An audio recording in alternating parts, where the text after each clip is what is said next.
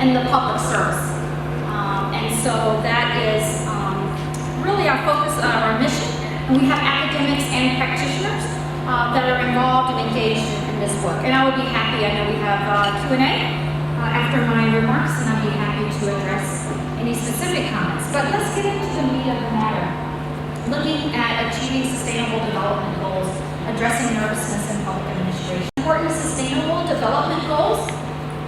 Some pretty ambitious things that the United Nations and many countries, including the United States and Zambia, are trying to achieve together globally. And I think these are very important for us to be aware of, and it certainly is a heavy lift and something that we're going to need participation from all sectors of society, all governments at all levels, NGOs, citizens, residents. It is certainly very ambitious. So part of those goals include ending poverty, alleviating hunger.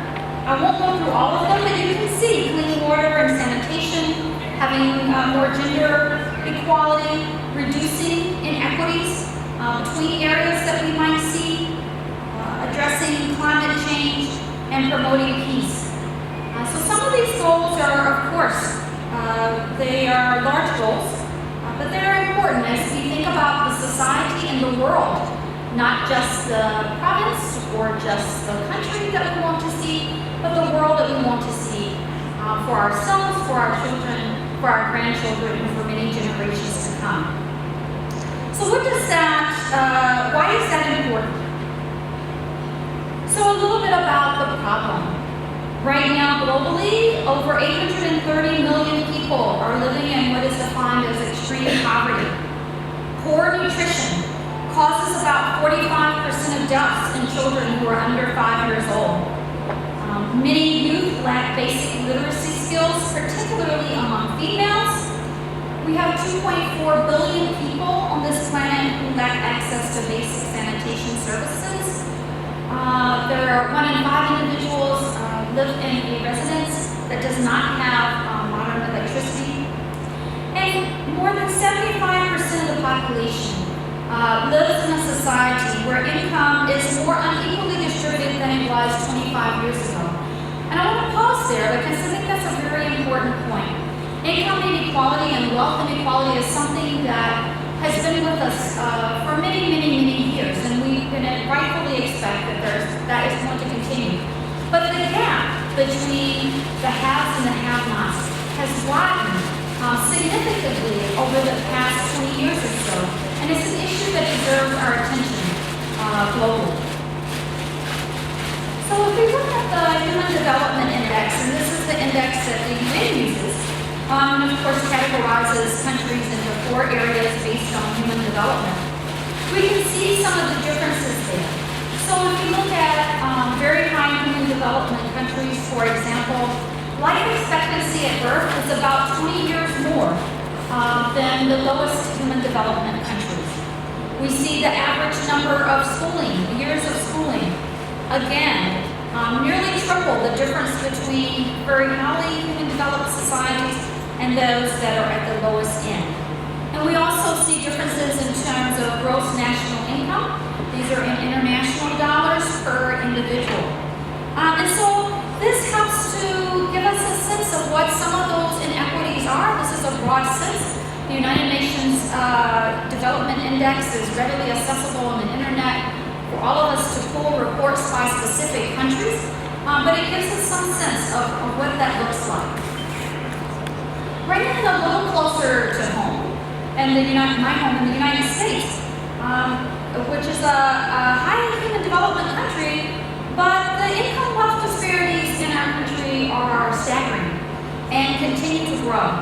So if we look at wealth gaps, and when we look at wealth, we're looking at assets. If you take the combined assets that an individual has, and you subtract all the debts that they owe, this gives you a sense of their wealth, their net wealth. And we see for white individuals in the U.S., there's a wealth of over $110,000 US. And for black families in the United States, that's less than $5,000 in wealth. So this is a significant gap that we see, and it's one that we need to be paying specific attention to. And this gives us an example of equity and why it's important. So what do I mean by social equity? This is a definition that I worked with the National Academy of Public Administration. We developed this several years ago, where we look at the fair, just, and equitable management of all institutions serving the public directly or by contract. Looking at fairness in the distribution of public services and the implementation of public policy. Two things that I think are important there is not just equity by government institutions per se, but also by private sector contractors that oftentimes do the work that we contract with to do the work of government. George Frederickson, a scholar in the U.S., encourages all of us to ask a very important question. We should not just ask whether a program or policy is good, but for whom is it good? And that gets into the equity issue. And I think as we are looking at public policies, and we always look at, we ask about costs, we do a cost-benefit analysis, we also, it's very important to do an equity analysis. And I'll share a couple of examples with that as I get into the talk further. I also think there's a shared foundation from the Universal Declaration of Human Rights. Again, something that is important, that's globally shared among nearly all nations. And if we look at Article 2 of the Universal Declaration of Human Rights, we see that there is an entitlement to rights and freedoms that are set forth in this declaration, where we don't have distinction by race or color or sex or language or religion, political opinion, national or social orientation, property, birth, or other status. So these are ideals that we have all signed on to and agreed to. And of course, the difficulty is always in the implementation. How does that look like? What does that look like? And where does the rubber meet the road? So this gets us to social equity, which I call a nervous area of government. And I'm sharing some thoughts with you about a book that I wrote recently on the same topic. Social equity, I indicate, is how an organization considers and examines, promotes and distributes and evaluates the provision of public justice in areas such as, but not limited to, race, ethnicity, gender, religion, sexual orientation, class, and ability status. Areas that we can see divide us, some more than others, and depending on the nation. But these are generally the areas that divide if we look at areas and countries.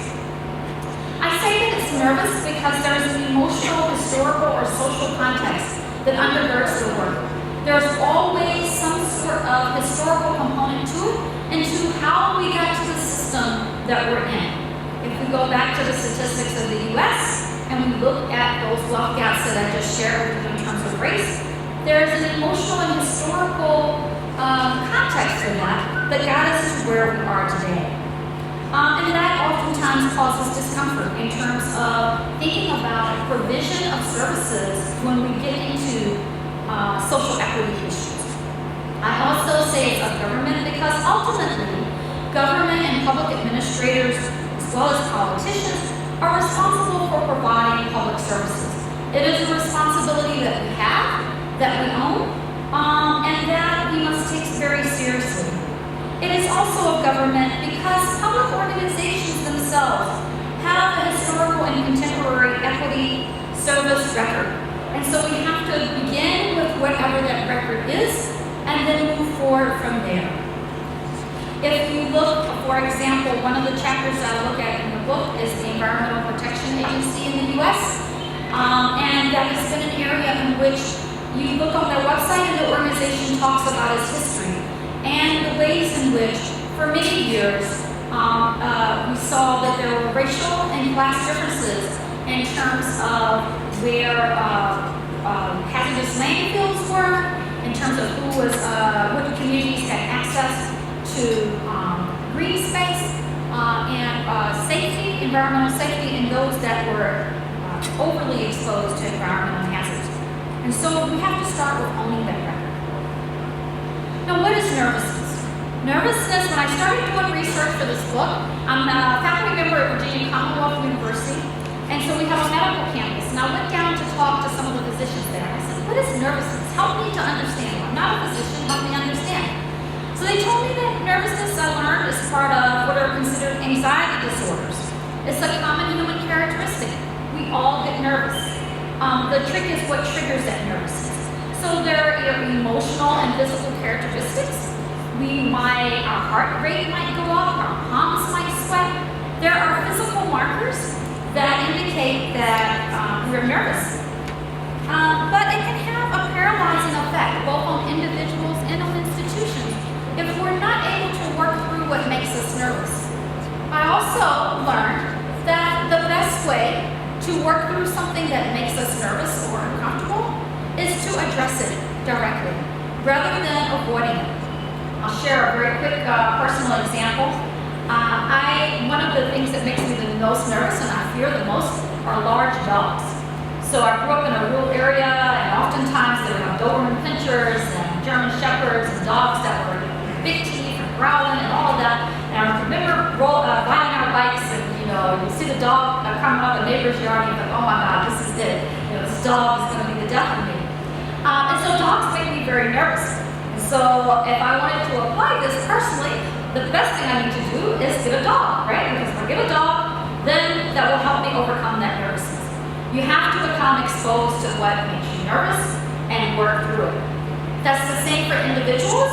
It's also the same for organizations. So even though the social equity area might be a nervous area, that does not abdicate our responsibility or the responsibility of public administrators, because we have a responsibility to serve all the citizens and all the residents of our respective countries. So what are structural inequities? Structural inequities are ways in which public policies and institutional practices reproduce predictable, inequitable outcomes. We see patterns time and time again. So we're not looking at individual behaviors per se, but we're looking at institutions structurally. How do they reinforce some of those patterns? So let's take a look at this. If we look at structural inequity, go ahead, yes, next one please. And yes, okay. And if we look at the area of education, so for example, we look at the area of education and we see that we have inequities in who has access to education, the extent to which those areas, that access differs in terms of quality, attrition rates, the extent to which individuals graduate or drop out of school. We see a relationship between education and criminal justice. Around the world, we see that those who are most commonly incarcerated, who are arrested, are serving sentences, oftentimes are those that have among the very lowest levels of education. So there's a direct relationship between education and criminal justice. That has a relationship to the next area, which is economic well-being. Because oftentimes, once an individual has been incarcerated, this also determines oftentimes their occupational status, their competitiveness for employment, to secure employment, the extent to which they have earnings and are able to build wealth, versus the extent to which they reside in poverty. This has a relationship to housing. I see on the tables we have information about mortgages. In order to qualify for a mortgage, that's based on economic indicators and economic conditions. And so we see that access to housing, the ability to qualify for loans and own land, whether or not an individual is in public or subsidized housing, the extent to which the interest rates that they are charged, and even their loan denial rates, we see that those patterns continue to exist.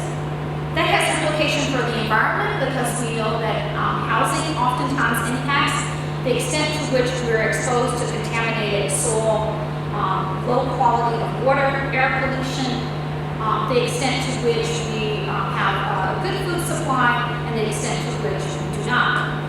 This has a relationship to health. So we see a direct relationship between those individuals who live in poor environmental areas and the extent in which we see the prevalence of chronic diseases such as asthma, diabetes, and cancer, as well as malnutrition. This has what we call intergenerational effects, oftentimes being passed down from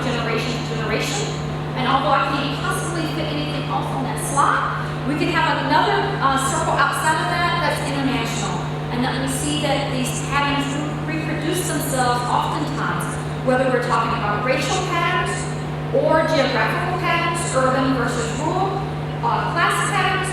We often see those they're producing themselves in very predictable ways across each of these domain areas.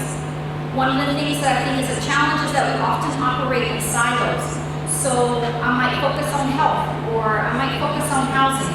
But it's really important for us to think about how all of these areas are interconnected and how they impact equity across each of these areas. So why engage in this work? What are some motivators of social equity? In my book, I argue that there are 4 primary motivators of social equity. There can be legal motivators in which there have been laws or court decisions that force equity. So in the United States, oftentimes people think about Brown versus Board of Education as being an important case that led to student desegregation from the legal front. There can be political motivators where elected officials and policymakers are very concerned about equity.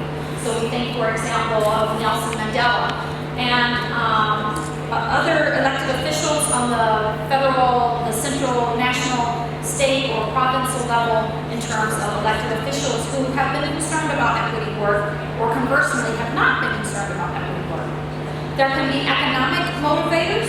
Oftentimes we see in the private sector companies will quickly do a cost-benefit analysis and realize and make decisions in terms of the extent to which equity is helpful.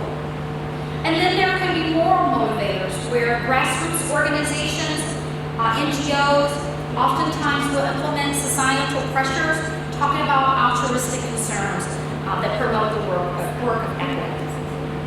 So I'd just like to briefly share with you an example of a local government in the U.S., the city of Seattle, that has devoted itself to equity work for the past 12 years now under the Race and Social Justice Initiative.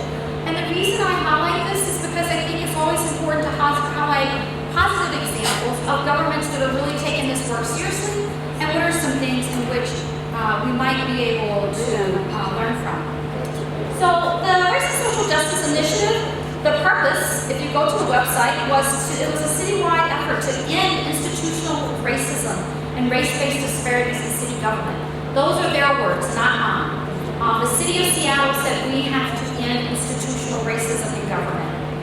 They started under the philosophy that we have to get our own house in order, that the problem is not always out there, that the problem sometimes is within a local government and within government at large. And so they wanted to look at the ways in which decisions and policy decisions reinforce institutionalized racism. I also look at this because it's been sustained. They've had multiple mayors since 2004.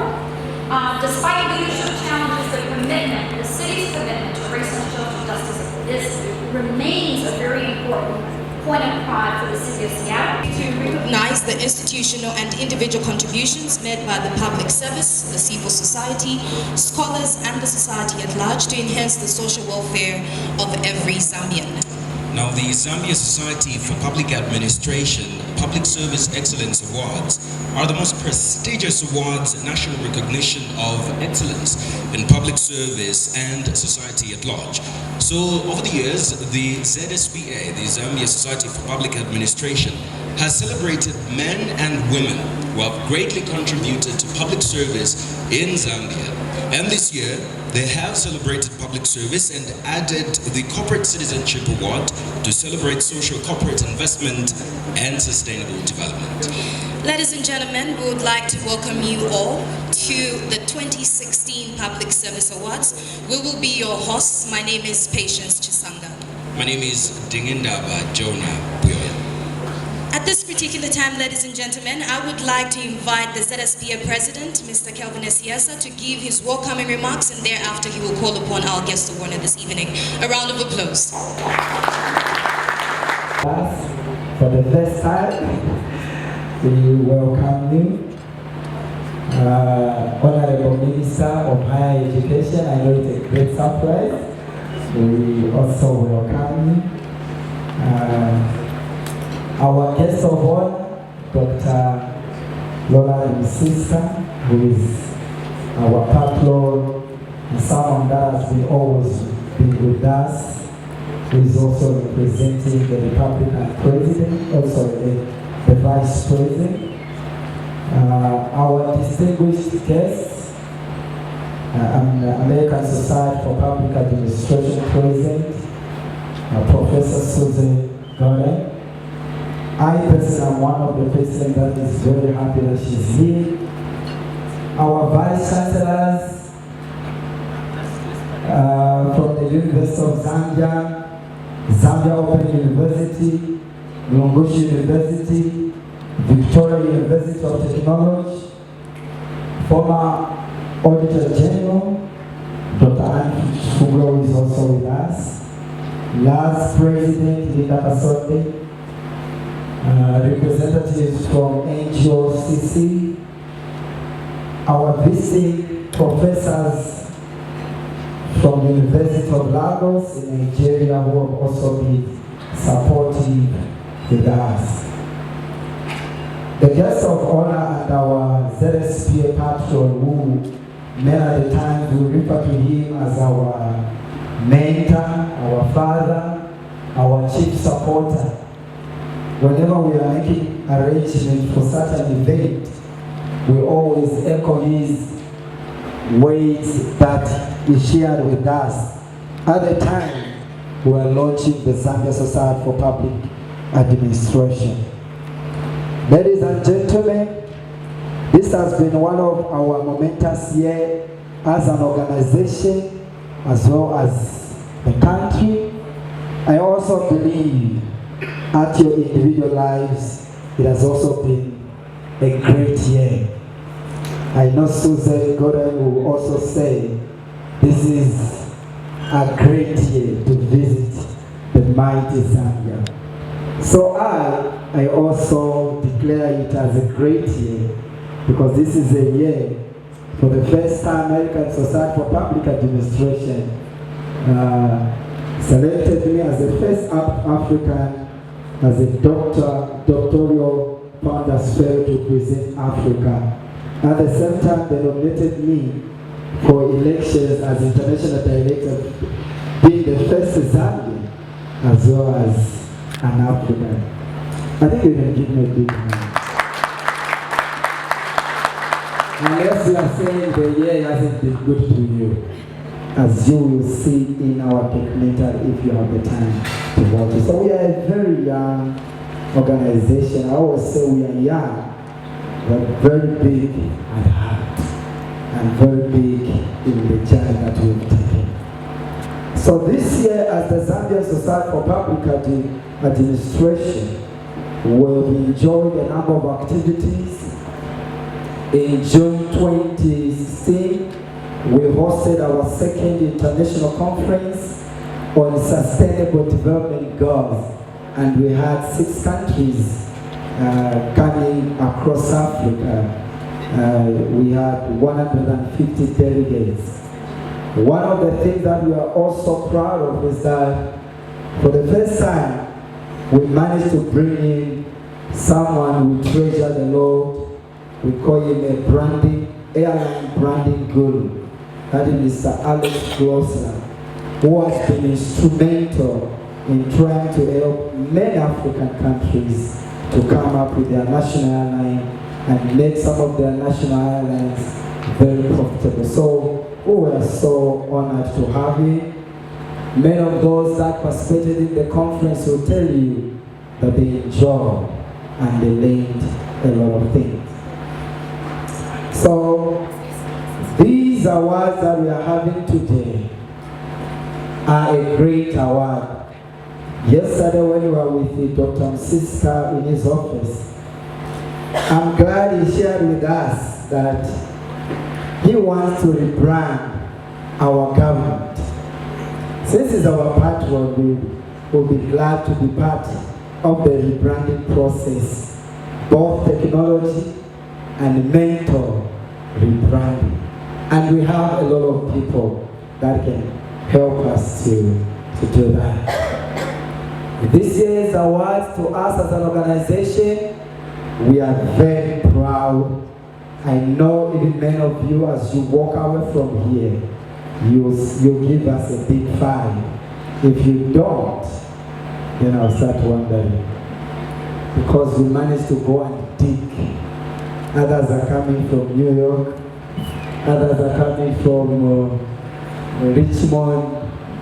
There's also a lady that if technology help us, she'll join us via Skype from UK. So that shows that we are not just digging within our parameters, but we are going beyond. You'll hear from the people that will be presented, will be recognized. You'll see the richness, the things that they've done, and why as an organization we feel proud. The guests of honor, ladies and gentlemen, as an organization we are getting worried about the Zambia we are all looking for, or the Zambia we all want. Our interest as Zspa is to see that the government policies are supported at all levels. Government SI are also supported at all levels. But we are seeing a situation where we see government would introduce policies today, and there is a general outcry from the public. We know, yes we know, we cannot please everyone. But as an organization, maybe we are thinking there is need for us to appeal to government to begin to do more research. I know there's a big debate right now that why has government banned the buses moving at night? But I've always been telling people that before the ban, we saw a lot of people advocating for it. But when government said no, let's do it, some of those that even advocated for it have disappeared. But all what we are seeing are those that are against. As an organization, we want more citizen engagement in the policy formulation so that the citizens are answerable to themselves. We want to see that many citizens get involved in the governance of their affairs rather than what we are seeing on the ground. Today, Zambia is missing. If any person today stands up and speak, I know Madam Linda Kasondo will also support me on this one. When a Zambian stand up today and make a comment, you'll be judged by the comment, either you are for the ruling party or you are for the opposition. Others are even going for to search the name, which province you are coming from, to just to assess which political party we should align with. Sir, we feel this must be killed. This has to be stopped. Let us allow the voice of the Zambia to speak forth. I know in Zambia for some time we have allowed our politicians to influence everything. Even when they speak, we take their opinion to be absolute true. And when the Zambians speak, we take their opinion to be secondary. As an organization, we are saying that has to come to an end. Give us a hand. Oh, you are part of it. It is sad that nowadays, I don't know sometimes, that I'm even scared to mention the province where I come from. Because the moment I say it, they will say, oh, okay, that's why we talk like this. So please, these practices have to be killed. They need to be stopped. As an organization, we want to make sure that the voice of the citizen is the central stage to everything. Because when the citizens are strong, then even their government becomes strong. Next year, as an organization, just to try as much as to highlight what is happening, what will be happening next year, what we've discovered is that much of our events, like the international conference, always falls within the Africa Public Service Day but only that we miss it. So what we've done through PSNB and ourselves, we want to make sure that we align our international conference so that everything we are doing is within the celebration of the Public Service Day. And I believe many Zambians will join us in celebrating that wonderful day. Lastly, the public lecture that you've been listening to, we introduced it in 2014, and our first speaker was the former president for American Society for Public Administration, that is Sylvester Noel, who is also a distinguished professor. So these talks are meant for us to share with what the international community and the global community are doing. We are trying as much as possible. Those of you that are linked to us as an organization, you see that we bring the best of our speakers. And one thing that has made me as a very happy man today, Dr. Susan Gooden, is that the 4 universities are here. And that shows that many of our conferences where we've been crying for the Zambian scholars to come forward, I think this will be the beginning. Sometimes it pains me, I see professors from Nigeria across the world traveling to Zambia, and no professor from the University of Zambia. This year we are very thankful that Mulungushi University took a lead. Give them a big hand. The professor is here. As I step down, or step aside, I just want to say thank you to Susan, who has given herself to support us. The other day she was visiting me that every week I'm traveling, but she had to give us this opportunity to come through. At this particular time, may I welcome our mentor, our guest of honor for today, Dr. Lola Masiska. Honorable Minister of Higher Education, Professor Kanduo, SPA President, Professor Susan Gordon, Vice Chancellor, University of Zambia, Vice Chancellor, Zambia Open University, Vice Chancellor, Mulungushi University, Vice Chancellor, Victoria University of Technology, Deputy Vice Chancellor, UNZA, former Auditor General, Dr. Ange Fungua, the last President, NGOCC representative, this SPA President and the team, visiting professors from Nigeria, may I simply say distinguished guests, ladies and gentlemen. Now obviously you know that I am not speaking on my own behalf, so I'll try as much as possible to speak in the way as dignified as the Vice President would have done. I am greatly honored to officiate the Zambia Society for Public Administration 2016 Annual Public Service Excellence Award. I am delighted to note that the Annual Public Service Excellence Awards are gaining momentum every year. The awards provide an incentive for recognition for outstanding performance and innovation in the public service. I am happy to note that the Zspa Awards, since their inception in 2014, are becoming a face of the public service. Government is happy with this initiative, obviously, because it encourages all of us to improve on our performance. Ladies and gentlemen, I take this opportunity to welcome our distinguished visitors from the United States of America and Nigeria who have come to be part of this year's awards. I do want to recognize Professor Susan Gordon, the first President of the American Society for Public Administration. As you indicated, this is your first time to visit Zambia. I hope it won't be your last. I wish you an enjoyable stay.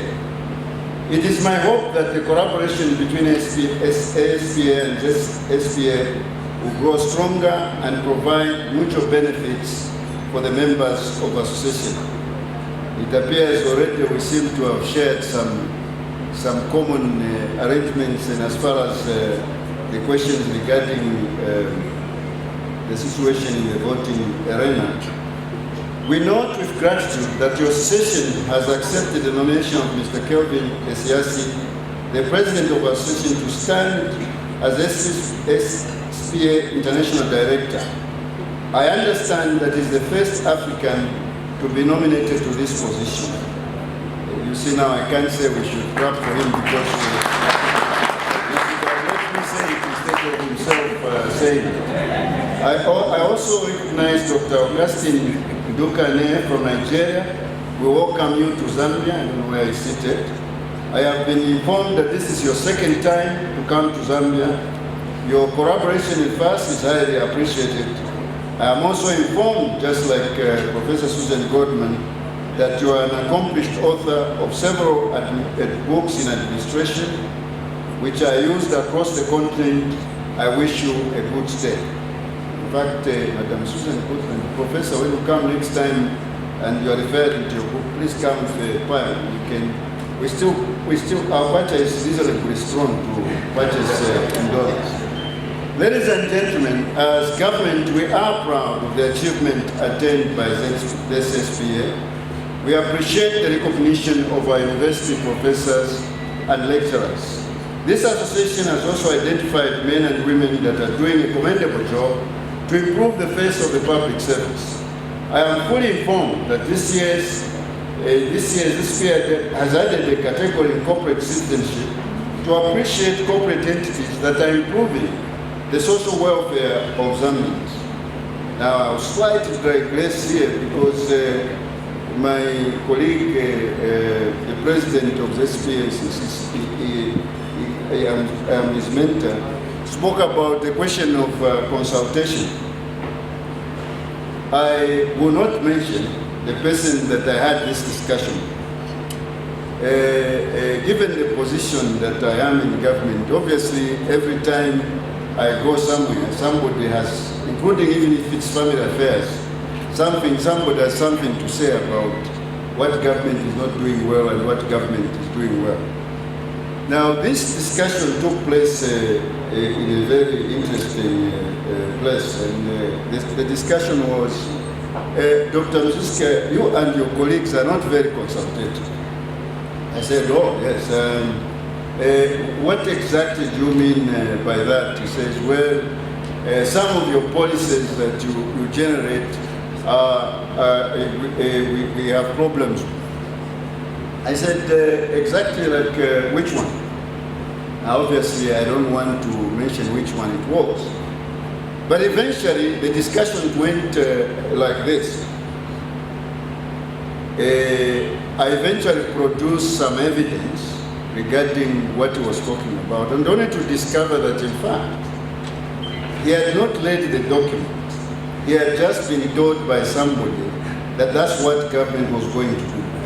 Now, I think we must begin as a people, begin to get serious in terms of when we are dealing with important issues, that we do not use, I heard Dr. Msista say like this. Instead, we should say, I read this, and this is what you are actually saying. And I think it is important. I realize you're quiet because I think I've hit a wrong end. But I think we must accept that we must be good readers and start to read. I think the latest instances, even regarding our constitution, I'm sorry for my lawyer friends, does demonstrate that we have a huge challenge, because many of the things we are complaining about were things we insisted should be there. And I just want to say, consultation, I believe in consultation. But I think we must get to a place where we begin to accept that there are certain levels of consultation that we must distinguish. I'm going to use a very dramatic example to push the point that I'm trying to get at. Just imagine you're at Johannesburg Airport and you get into a plane and you hear the captain say, I am your captain, Mulenga. I am sending my air hostess to find out how many of you would want us to start with engine 1, how many of you would want us to start with engine 2. Obviously, if you're a wise person, you get out of that plane. Because obviously, this gentleman or woman doesn't know what they're talking about. The consensus between you and the captain must be that all of you are going to New York. All right? We must be agreed, we are all going to New York. However, when it comes to technical things related to what wind direction, what speed, how much fuel we must carry, those must be left to technicians. I know in saying this, some of you are saying, what else do we expect? This young man is an elite. But I'm sure if you were to get into a plane and somebody was to say, the captain was to say that he's consulting, even on the wind direction, you will certainly come out of that particular plane. So I hope you remember that. Ladies and gentlemen, the Public Service Excellence Annual Awards are a prestigious national recognition of excellence in the public service and society at large. The awards are in line with the call by His Excellency, the President of the Republic of Zambia, during the official opening of Parliament on 18th of September 2015, when he said to all of us that we must embrace a transformational culture for a smart Zambia now. Now, obviously, when you immediately say this, you recognize that we would need to replan our public service into a smart public service that is accountable, that is responsive to the needs of the public service. Now here again, let me digress a little bit. I'm sure this is not what the Vice President would have said. So this is now my personal addition to this. People have always told me, why is it that your public service has so many challenges in terms of attitudes and all the rest of it? I need to say this, and I think it is important so that we don't make this mistake again in the near future. When I was a young man and I joined public service, we had an institution called the National Institute of Public Administration, where you were trained on what you were supposed to be and how you were supposed to behave as a public servant. Now in our own wisdom, our own collective wisdom, we turned that institution into something else. Now I can tell you what we have. In fact, the many civil servants I have, and I am likely to have all the vice chancellors here, are products of the university. So if they were lumpen at campus, they become lumpen directors, lumpen peers, lumpen secretary to cabinet. No, I'm serious. Because we need to start to ask ourselves very, very hard questions and begin to examine the root causes as to how we find ourselves exactly where we are. The Indians say, for example, the Indian Civil Service College vision is to take a citizen and make him a civil servant. Now, most of the time, we're neither civil nor servants. But this is because, as I indicated, we killed the institution that was supposed to create the ethos that is required to drive all that all of us would want to do. I must announce here that His Excellency has directed that we go back to the drawing board and get back our Zambia School of Government, whose responsibility will be to transform all the modules of the rumpens and the rest of them into civil servants so that we can drive the public service in the direction that we desire to drive it. And obviously, a smart public service is one which we embrace and promote innovation and entrepreneurship. And again, we need to understand, when we speak about innovation and entrepreneurship in a public service, from Weber's theory of bureaucracy, which was designed to be rigid and frigid. We need to balance those particular parameters. We need to consider a new paradigms that help us to resolve our current and future challenges. We need to embrace technology to simplify and quicken service delivery. And I can tell you, on the technology side, watch the space. You will see very soon what is going to happen. Cost-effective operations to eliminate waste and abuse of public resources. We need to be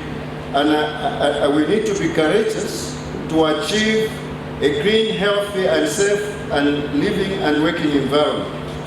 In this respect, government has put in place measures and systems to transform and rebrand the public service. Some of the measures include the rebranding of the Center of Excellence for E-Government and ICT into a Smart Zambia Institute to spearhead the digitalization of the public service. We need to get to a place where the public service is open 24/7, as long as you have a smartphone, as long as you have an iPad, as long as you have access to internet.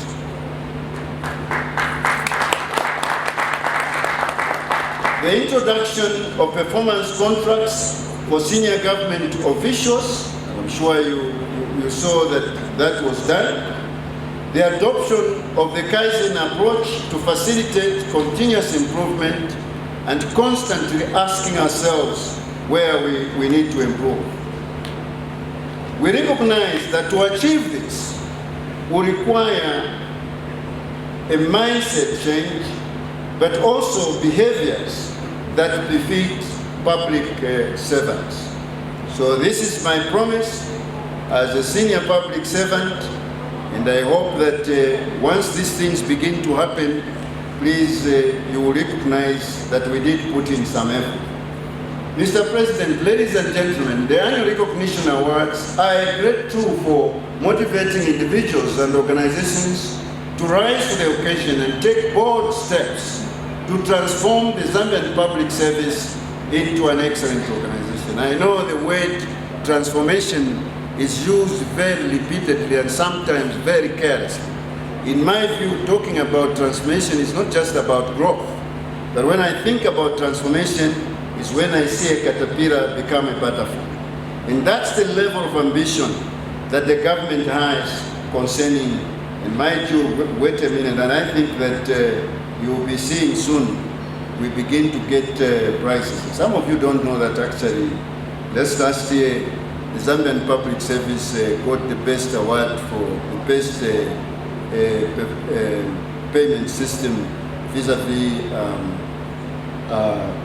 in the public sector. Also, our e-visa now, by the way, is even better than the Dubai visa system. So, and I realize you don't recognize this sort of things because you are very focused on identifying the things that we are not doing. That's very good. We'll continue. Ladies and gentlemen, tonight we celebrate men and women who have excelled in their professions. We celebrate the champions that have endured hardship in order to achieve their goals. We celebrate Zambia's dream in the public service. We all have potential to achieve excellency in our service.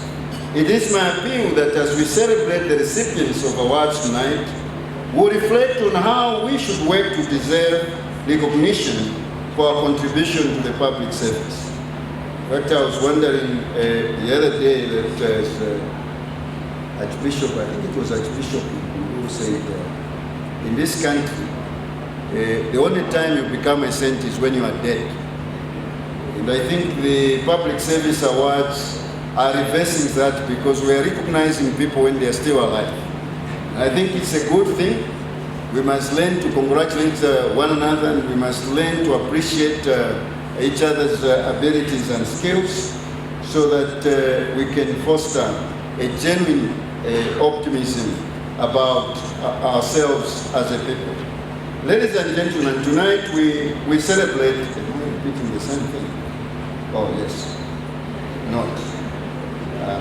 So, ladies and gentlemen, since I can continue talking until next week, let me, in conclusion, emphasize that the public service is about service delivery. and service delivery to people who may not even be sitting in this crowd, to people who may not have a voice, but they are nevertheless Zambians who desire also to participate and enjoy the very benefits all of us enjoy. The public service exists to improve the welfare of all its citizens. So although I did respond to some of the remarks that my good friend mentioned, please feel free to come to our offices. Well, my door is open. I have an open door policy. The Secretary to Cabinet's office is no longer a forbidden place. Even drivers come to tell me how we are to improve the public. And by the way, they give me very good ideas. So you are free to come so that we can speak about how we can improve our public service so that we ensure social justice and equity. And it's just as well that we had that excellent lecture on structural issues that we need to be dealing with. May I now take this opportunity to congratulate all the recipients of the awards tonight. I thank you all for listening. May God bless you and have a good time. If you have challenges, thank you.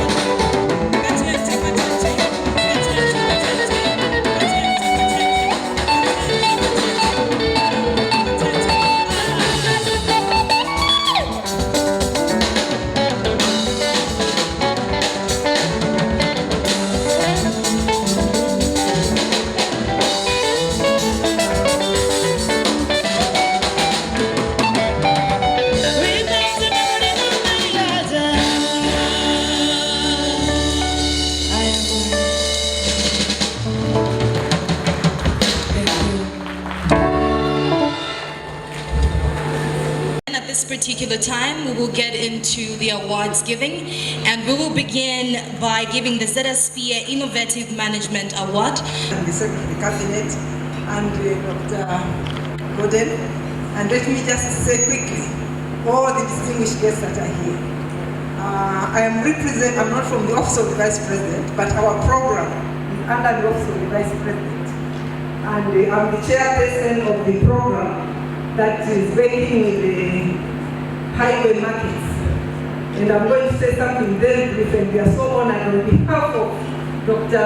Musista mentioned earlier on in his speech that there are a number of people in our communities who don't even come to functions like this, or don't sit here, and yet they are Zambians as much as we are, and they deserve all the services that we ourselves ask for.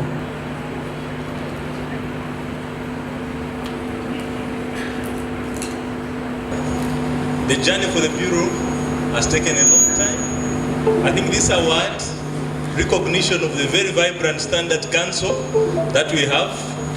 The Secretary of Cabinet was talking about transformational leadership. I'm privileged that I've got a Standards Council headed by a very prominent businessman, Dr. David Nama, and the past 4 years, it has been a lot of transformation, and I think the staff of Zambia Bureau of Standards, a big there they are. Okay, thank you very much. And I think we owe this to the general public. We are there to ensure protection, safety, and quality assurance. Thank you very much. The next award is the ZSPA Public Integrity Award. Honor, distinguished invited guests, I'm deeply humbled to receive this award in my own recognition as an individual, but as well as a civil servant. I have had the privilege of attending only one interview for the last 21 years because I've only known one employer, that is the Department of Immigration. Like the guest of honor had shared earlier, I happen to have the privilege of having gone to National Public Institute where I did part of my training in management studies. On behalf of the organizers and everyone else, I want to say thank you for the recognition, and I will do our very best in my individual capacity to contribute to the department as well as to the public service in general. Thank you so very much. And the next award is the ZSPA Public Policy Research Award. And the award for the ZSPA Public Policy Research Award goes to Professor Olusogan Yorokon. A round of applause. ZSPA Emerging Leaders of Excellence Award. Please come through. You're supposed to make a 1-2 minute speech. My husband is here with me, and my parents for helping me to grow into a young leader. But more importantly, I'd like to thank the institution that I worked for until the 30th of November. I was country director for a Swedish development organization, Diakonia. The organization gave me the opportunity to exercise my leadership. You only become a leader when you have people to lead. And you only lead and become a leader when there are enough resources for you to do that. I had that opportunity to lead because I had people that believed in me. So I'm very thankful for that, and I'm very thankful for this recognition. Really, I'm so excited. I am here with my professor, Professor Susan Gooden, and thank you all.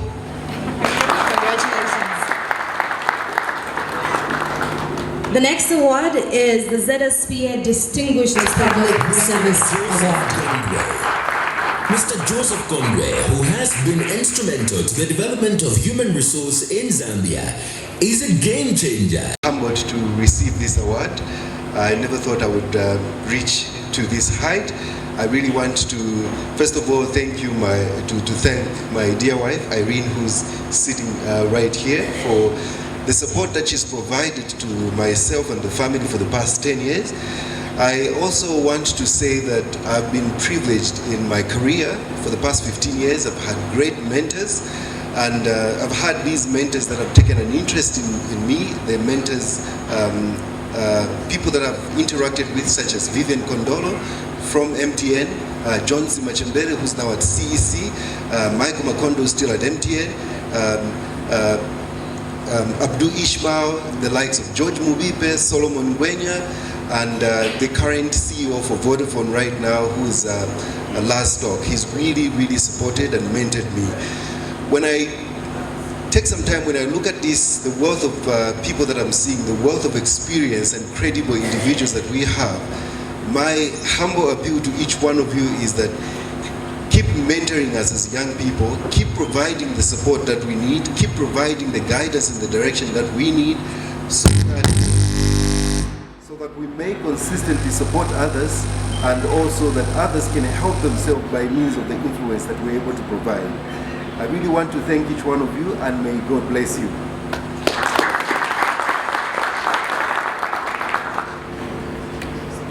Congratulations, Mr. Conway. Ladies and gentlemen, and now we present the award for the ZSPA Distinguished Public Service Award, and this award goes to Ms. Olivia Magi Songiso Kafukanya. Is she here with us? Congratulations. Tell you don't really know what to say because you're so excited. I never thought I would get this award, but all the same, God has made it possible for me to get this award. I want to thank the organizers for ZSPA for nominating me to get this award. As I stand here, human trafficking, it runs in my blood. If I'm fast asleep and you wake me up and you ask me questions on human trafficking, I don't need to get a book. I'll just tell you. I understand human trafficking like the palm of my hand. I have a passion for the victims of human trafficking. Human trafficking is real. In Zambia, we are, as a country, it's a transit point, it's a destination, and it's also harbors those who are engaged in human trafficking. Human trafficking is second to drug trafficking. It's a syndicate. It's well organized. And for a case to qualify for human trafficking, it has to go into 3 stages. What we call recruitment, transportation, and exploitation. It's real here in Zambia. Human trafficking does not involve those who are not learned. The people who are involved in human trafficking, mostly they are the people that you know.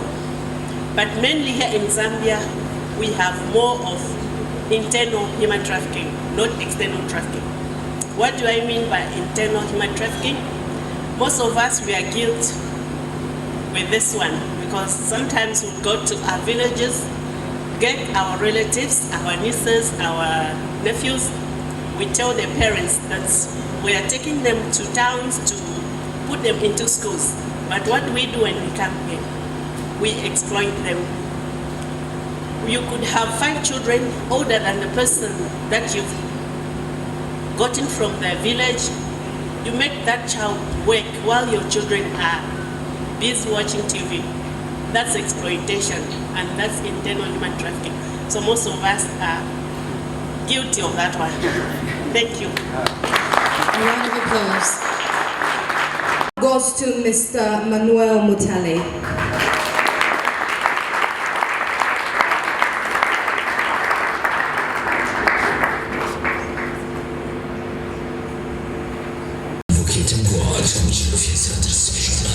This is an inspiration award given to a person serving in a public service or non-governmental organization who have tirelessly dedicated themselves to promotion of service excellence in communities they serve. The activities are well renowned and are the sources of national inspiration.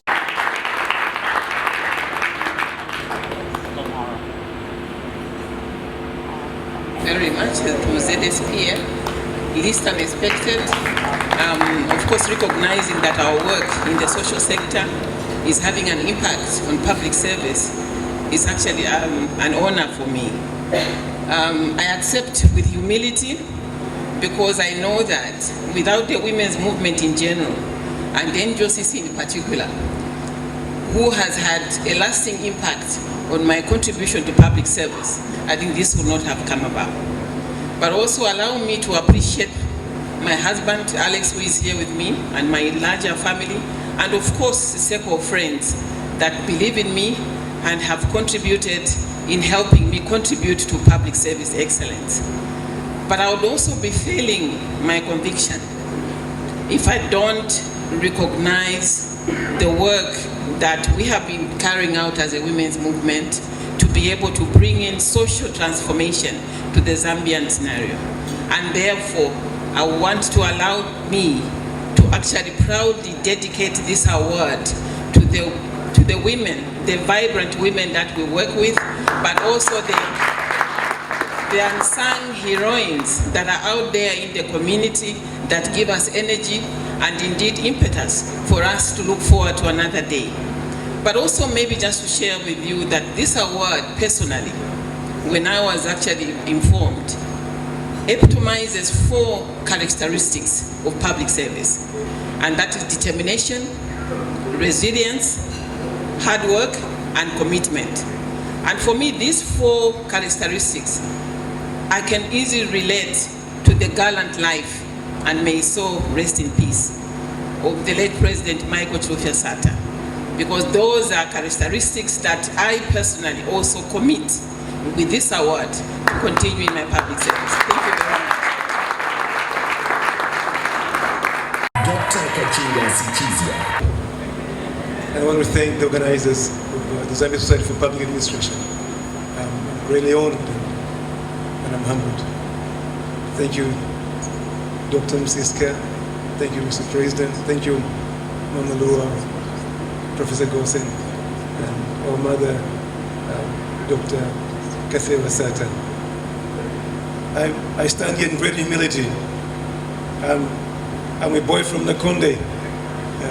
I think people of my generation know how underprivileged we were, how we had to fight to be where we are. Our children are having it easy, but we had to go through the rough ride to be where we are.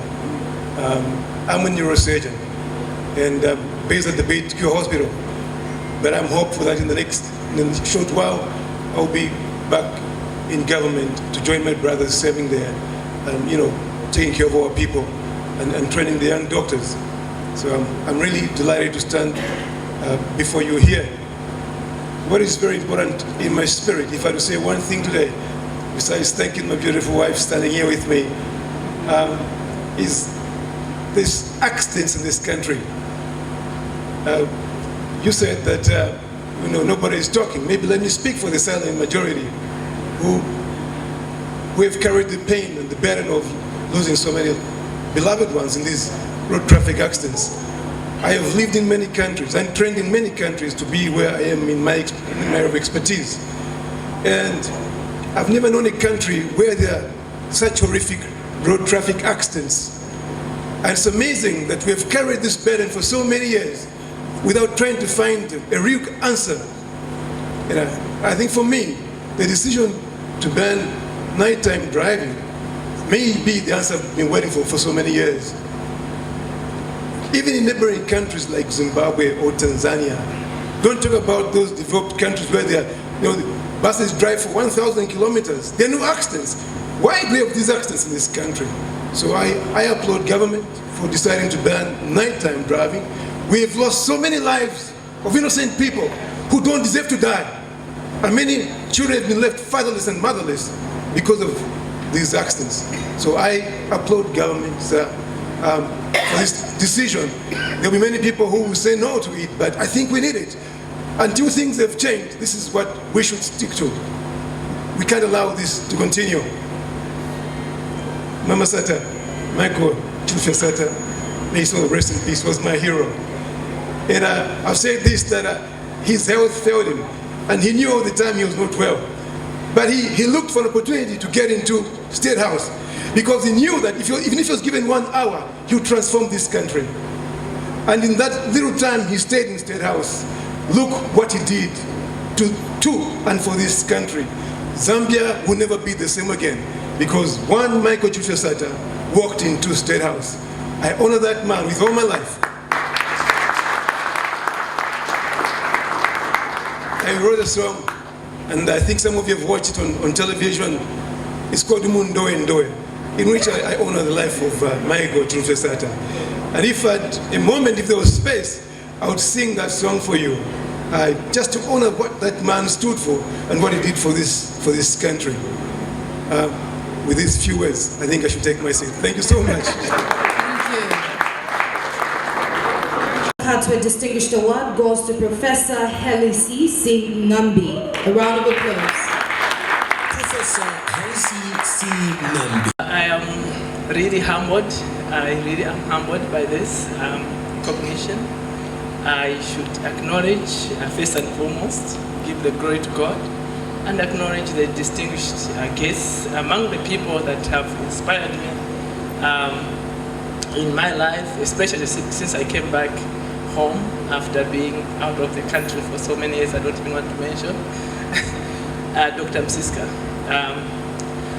I just want to appreciate, the kind of leadership that you provide. Maybe many people may not know, but I have seen that you are indeed have inspired integrity, in the system, and you have inspired the kind of organization ethos that I think we should be able to support rather than work against in terms of the Zambian environment.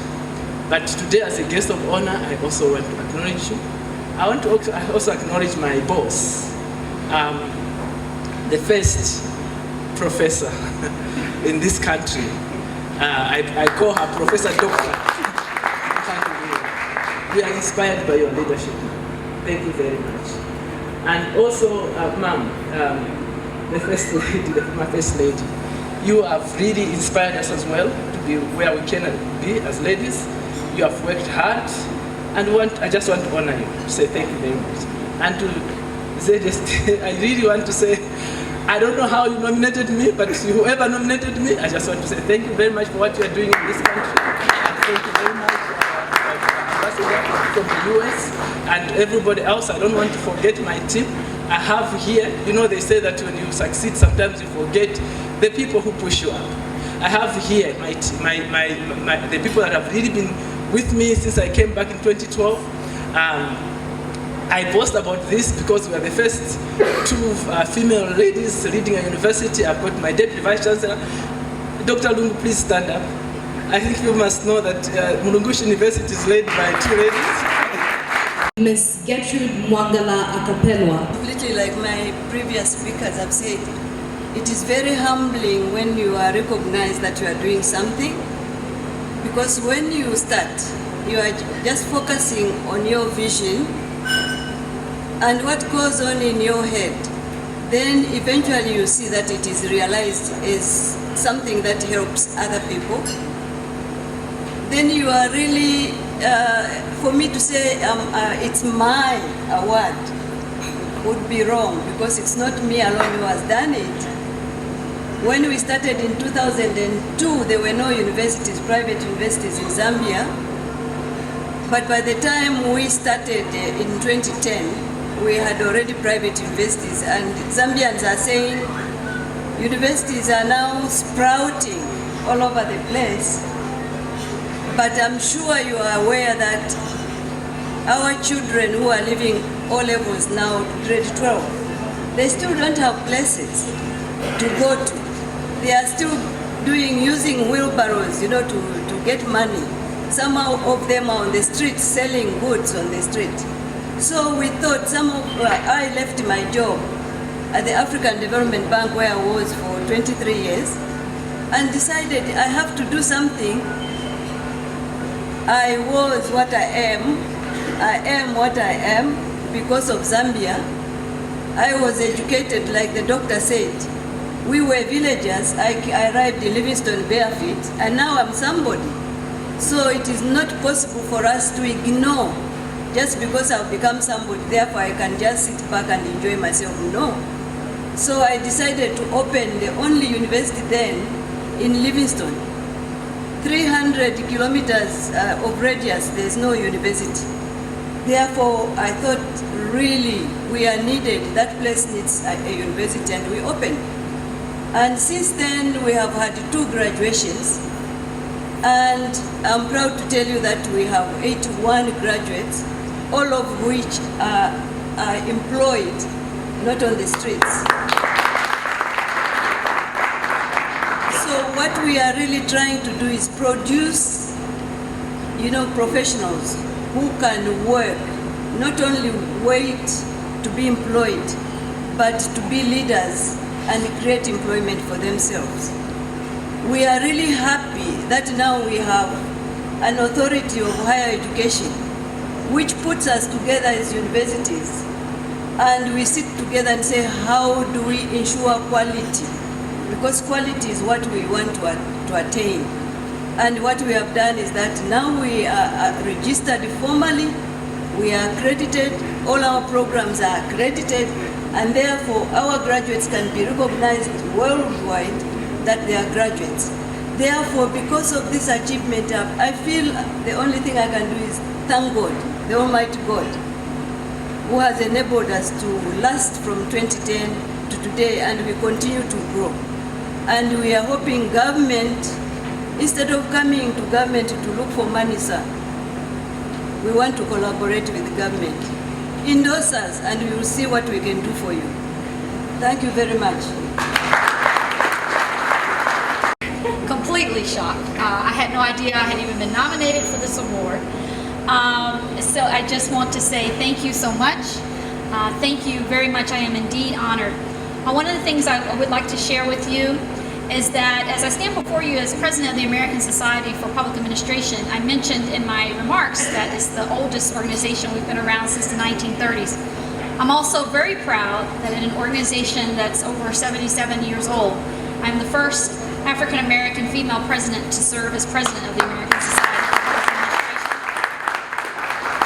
And I'm very delighted at the things that I have tried to do during my tenure as president of Zspa to promote partnership and to work very carefully with communities and very closely in collaboration with communities of color around the globe. This past summer, we took a group of students and did the International Young Scholars Workshop in Cape Town, South Africa. The first time that the International Young Scholars Workshop has been held on the continent of Africa since the organization's inception. So these are things that I have tried to do, but as others have mentioned, it is certainly not a solo effort.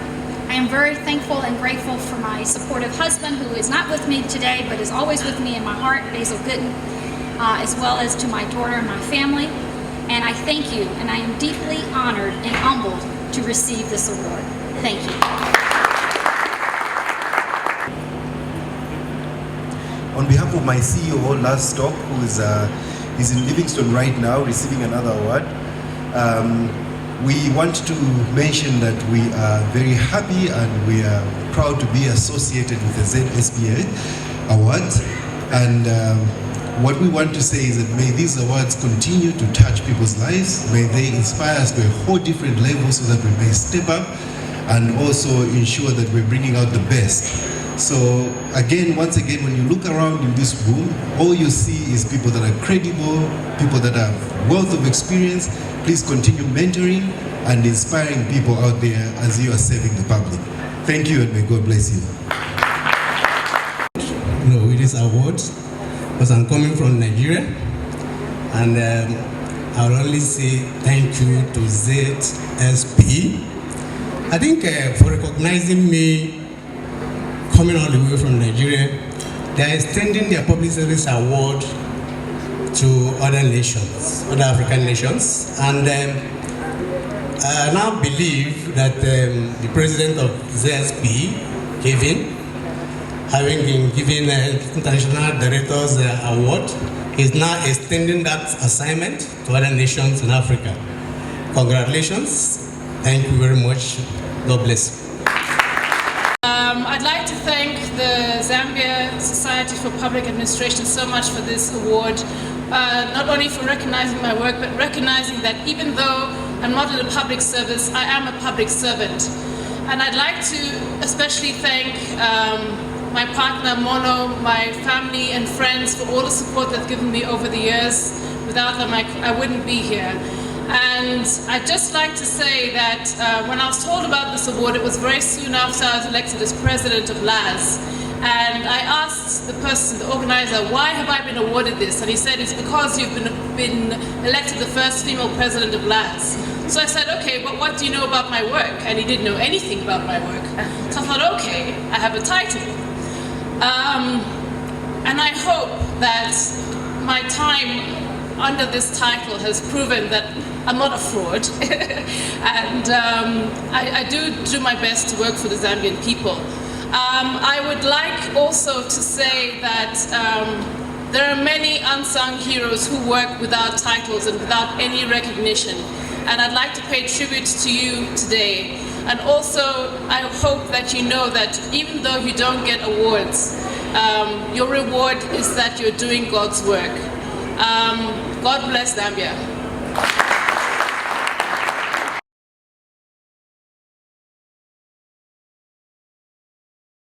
Dedicate this award to ZRA, especially the finance division. I think I'm the captain of the ship, and they are always with me. They've actually been there for me. And I also want to say, when Dr. Msiska said, watch our space as government, I was saying we are 100 steps ahead of you, doctor, because today, with your mobile phones, you can actually register to pay your taxes. You can actually e-query. You can even pay your taxes. So we are actually 100 steps ahead of you. So I am a humble tax collector. That's why I am humbled. And thank you very much. I was being asked whether I would accept a public service award. And I was asking why. And now, being in this room, I understand what this is about. this award for me is about children, the many children that I've worked with in Zambia. I started in the humble corridors of UTH. I learned a lot in UTH. I learned to write in UTH. I learned to research in UTH. And I got recognized internationally in UTH. So for the teachers and the lecturers of University of Zambia, this award is also for you.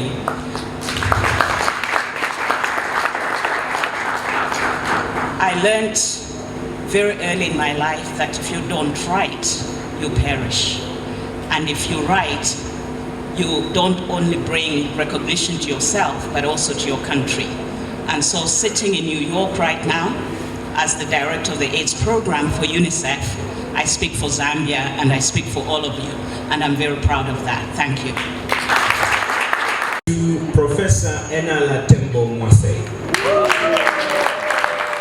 I'm really humbled, actually, for ZSPA to recognize me, to receive this award. I spent all my life working on parasites, and I wondered what that had to do with public administration. Then I remembered, during my career, I also did a little bit of management, which has actually seen me up to where I am as Deputy Vice Chancellor of the University of Zambia. I wouldn't have managed to get to this level without the support of staff and management of the University of Zambia. And right now, I'm very happy to have my Vice Chancellor right here to witness this award. I don't have much to say, but to say thank you to ZSPA. Thank you very much. Zambia PLC has adopted 4 schools, namely Ngoza Basic School located in Petauke Eastern Province, Lukalanya High School in Mungu, Kawumbu Basic School in Luapula Province, and finally Siasikawole Primary School in Mungu. These donations so far totaled over 1.5 million kwacha. The adoption of these schools has involved renovations made to classrooms. Quite a surprise for me. But allow me, ladies and gentlemen, to first of all dedicate this award to my mentor and coach, Dr. Elizabeth Nkumba, who is our chief executive, and her senior management officials that have come with us today. I want to say that there are men and women who are not able